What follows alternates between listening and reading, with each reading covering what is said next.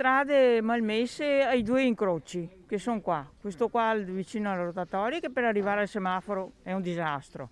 E lo stesso l'altro che venendo dal cavalcavia di Viale San Lazzaro, quando c'è il semaforo che si gira a destra, anche lì la strada è sconnessa. Nel nostro giro nei quartieri della città, alla ricerca delle cose che non vanno, i residenti del quartiere dei ferrovieri intervistati oggi al mercato Rionali non hanno dubbi. Le strade e i marciapiedi da rifare o comunque da sistemare meglio sono in cima alla lista delle priorità per migliorare la qualità di vita nella loro zona. Marciapiedi da sistemare un attimino perché con le carrozzine o le sedie a rotelle si fa...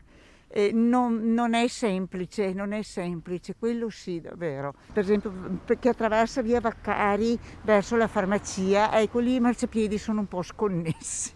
Io uso la bicicletta tutti i giorni e comincio a essere in difficoltà persino a venire qua al mercato, perché quando aggiustano un po' le strade fanno dei rammendi tremendi che poi formano croste e si rischia di cadere. Io la bicicletta l'ho sempre usata, ho 70 anni, l'ho sempre usata da quando ho cominciato ad andare a scuola, quindi per me la bicicletta è un mezzo eccezionale. È pericoloso, si cade. Noi di Rete Veneta porteremo questa osservazione a chi di dovere in comune. I residenti complessivamente si dicono abbastanza soddisfatti, ma ribadiscono che la sicurezza della viabilità è assolutamente necessaria. È un buon quartiere, cioè, dopo cosa vuoi, anche questo ha i problemi che hanno tutti i quartieri della città. Scarsa illuminazione della zona industriale, per dire, perché io abito in zona industriale. In via delle Edilizie, per esempio, c'è metà lampade che funzionano e metà no. Non solo grandi interventi, a volte sembra mancare semplicemente una manutenzione ordinaria. Illuminare la via un po' meglio,